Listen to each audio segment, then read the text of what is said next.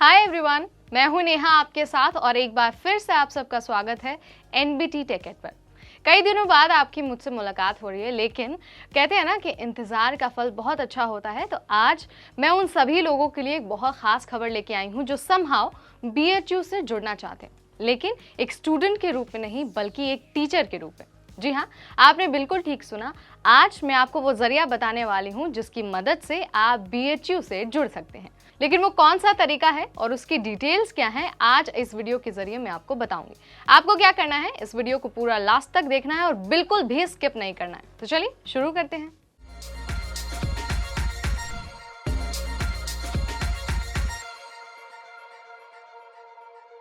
BHU यानी कि Banaras Hindu university ने टीचिंग पदों पर बम्पर भर्ती निकाली है। इस भर्ती के जरिए करीब 307 पदों को भरा जाएगा।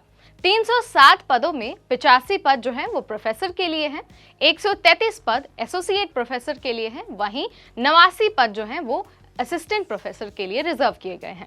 अगर आप भी लंबे वक्त से बीएचयू से जुड़ना चाहते थे, लेकिन एक स्टूडेंट के रूप में नहीं बल्कि एक प्रोफेसर के रूप में, तो आपके लिए बहुत अच्छा मौका है। जी हाँ, अगर आप भी अप्लाई करना चाहते हैं और आपके पास संबंधित विषय से ग्रेजुएशन, मास्टर्स या फिर पीएचडी की डिग्री है, तो आप फटाफट www.bh.ac.in पर जाइए और वहां जाकर अपना एप्लीकेशन फॉर्म भर दीजिए। जो भी उम्मीदवार इन पदों पर अप्लाई करने के पूरी तरह से योग्य हैं, यानी कि उनकी एलिजिबिलिटी क्राइटेरिया बिल्कुल इस भर्ती के लिए मैच करती है, वो इस बात का ध्यान रखें कि आपके पास सिर्फ और सिर्फ 31 जुलाई तक का समय है, यानी कि आवेदन की आखिरी तारीख 31 है। आपको इसके बाद आवेदन करने का मौका नहीं मिलेगा, इसलिए आपको कहा जा रहा है कि जल्दी से जल्दी ऑफिशियल वेबसाइट पर जाइए और वहां जाकर अपना एप्लीकेशन फॉर्म भर दीजिए। आपको ये बता दें कि हर पद के लिए यानी कि एसोसिएट, असिस्टेंट और प्रोफेसर, तीनों ही पदों के लिए जो एजुकेशनल क्वालिफिकेशन है वो अलग अलग दी गई है और इसकी डिटेल्स क्या है, इसके लिए आपको भर्ती का नोटिस जाकर चेक करना होगा। भर्ती का नोटिस हमने यहाँ डिस्क्रिप्शन बॉक्स में अटैच कर दिया है, वहां आपको जाना है, लिंक पर क्लिक करना है और आपके स्क्रीन पर पूरा का पूरा नोटिस खुल जाएगा। आप उसको सबसे पहले पढ़ लीजिए, देख लीजिए कि आप कौन सी कैटेगरी के लिए फिट हैं और उसके बाद ही आप अपना एप्लीकेशन फॉर्म भरिए।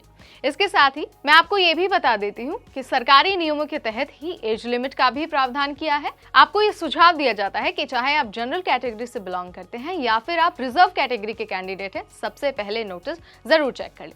अब आपको ये बताते हैं कि जब आप आवेदन करेंगे यानी कि जब आप एप्लीकेशन फॉर्म भरेंगे तो आपको कितनी फीस देनी होगी।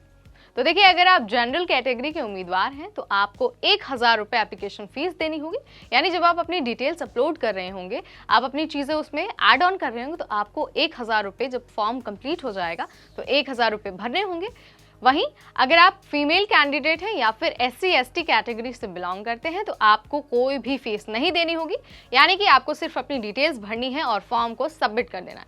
आपको कोई फीस नहीं देनी होगी और आपके आवेदन की प्रक्रिया पूरी हो जाएगी। लेकिन ये सुविधा सिर्फ रिजर्व कैटेगरी के कैंडिडेट्स के लिए है। जनरल कैटेगरी को फॉर्म कंप्लीट करने के लिए 1000 रुपये एप्लीकेशन फीस देनी होगी।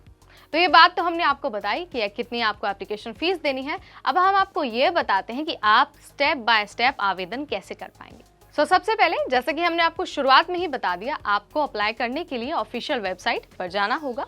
उस वेबसाइट पर जाने के बाद होम पेज पर जो रिक्रूटमेंट का टैब है, उसमें आपको टीचिंग पदों पर अप्लाई करने का एक लिंक दिखाई देगा। आपको वहां क्लिक करना है और क्लिक करने के बाद आपके सामने पूरा का पूरा फॉर्म होगा। आपसे जो भी डिटेल मांगी गई है या फिर आपसे जो डॉक्यूमेंट अपलोड करने के लिए कहा गया है, आप उसे अपलोड करना है।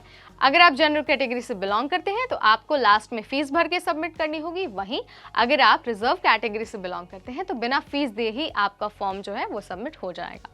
अंत में आपको क्या करना है, आने वाले समय के लिए आपको अपने फॉर्म का एक प्रिंट आउट या फिर एक हार्ड कॉपी भी रख लेनी है, ताकि आपको आने वाले समय में कोई भी समस्या ना हो। तो ये तमाम डिटेल्स हमने आपको दी बीएचयू में टीचिंग पदों पर भर्ती के बारे में। अगर आपका कोई सवाल है या फिर आप इसके बारे में कुछ और जानकारी जानना चाहते हैं तो आप हमें कमेंट सेक्शन के जरिए बता सकते हैं। एक बार फिर से मैं आपको याद दिलाती हूँ कि आप जब भी आवेदन करने बैठे तो सबसे पहले नोटिस को अपने सामने रखें, पूरा नोटिस पढ़ लें, उसके बाद ही स्टेप बाय स्टेप तरीके से अपना आवेदन पत्र जमा करें। इस वीडियो में इतना ही। अगली बार हम फिर आपके सामने आएंगे सरकारी नौकरी की ऐसी ही जानकारी के साथ, ऐसे ही एक बम्पर वैकेंसी के साथ। तब तक मुझे यानी नेहा को दीजिए इजाजत। देखते रहिए एनबीटी टेक इट और साथ ही इस वीडियो को ज्यादा से ज्यादा लाइक और शेयर करना भी ना भूलें। नमस्कार।